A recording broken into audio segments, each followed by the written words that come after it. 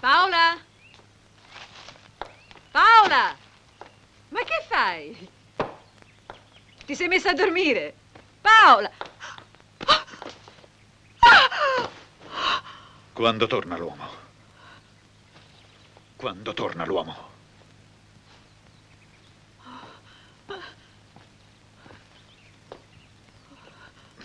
Allora, quando torna? Slegami. Slegala. Ho fatto una domanda.